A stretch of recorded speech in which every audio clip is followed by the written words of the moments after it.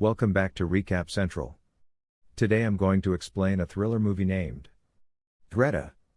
Spoilers ahead. Subscribe for more videos like this. Frances McCullen. A young waitress is heading home on the subway when she finds a black handbag that belongs to Greta Hittig. She hesitates but decides to bring the bag to its owner. She speaks with her best friend Erica.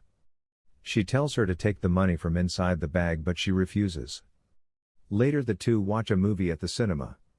Frances becomes emotional as she used to go to the cinema with her mom, who just passed away a year ago.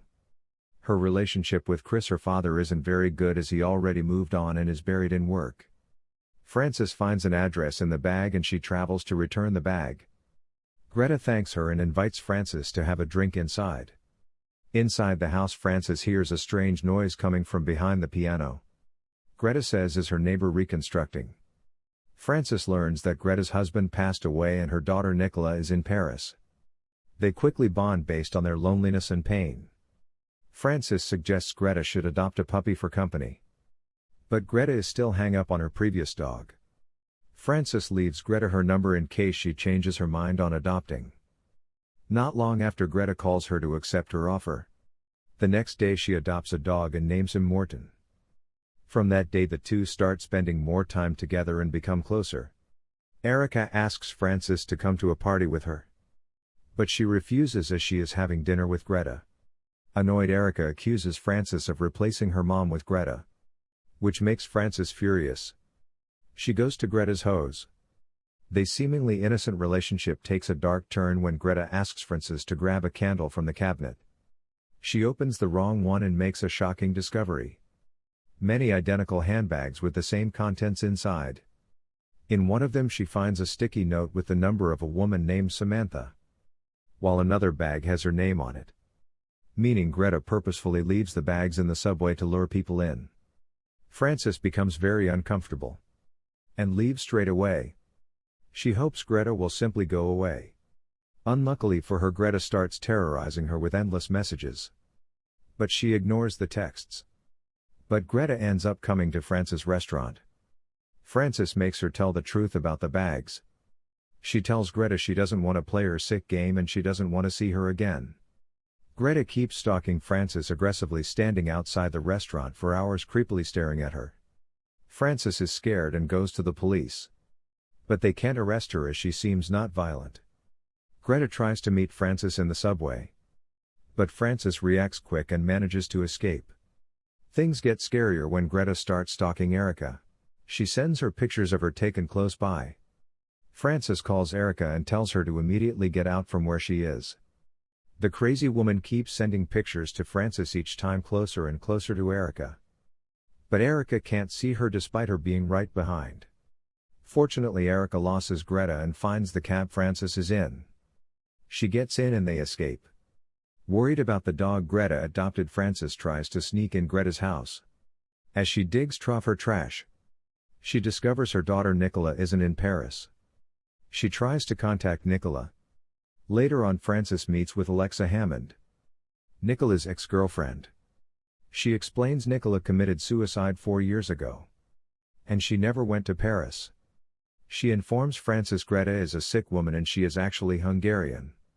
Things get worse when Greta comes back to the restaurant. She made a reservation. The lady insists she only wants to talk but ends up going wild, smashing a wine glass and saying their meeting is destined and her mother had to die for them to meet. Crazy woman flips a table and starts walking towards Frances. Luckily, staff restrain her and police arrive and take her away.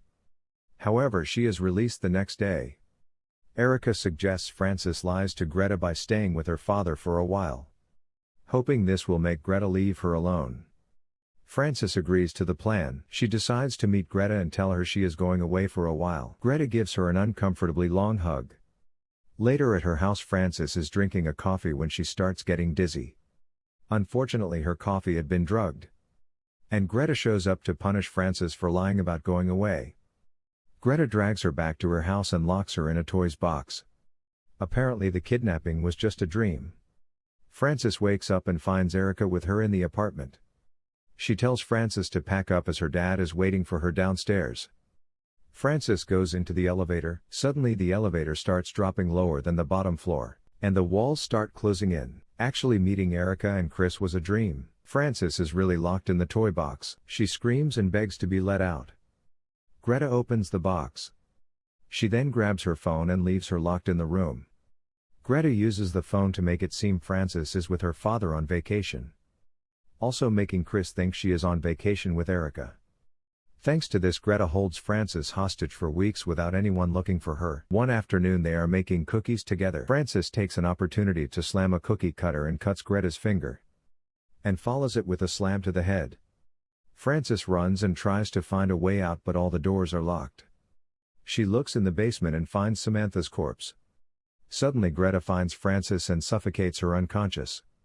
She then takes her to the room behind the piano and ties her to the bed. Chris goes to visit the girls. Erica greets him. At that moment they realize something is wrong. They speak with Detective Brian Cody to help them find Frances. Brian finds documents on GRETA. She used to be a nurse but got fired for misusing anesthetics. Brian finds GRETA's direction. She meets the woman and asks to go inside to talk. She invites him in.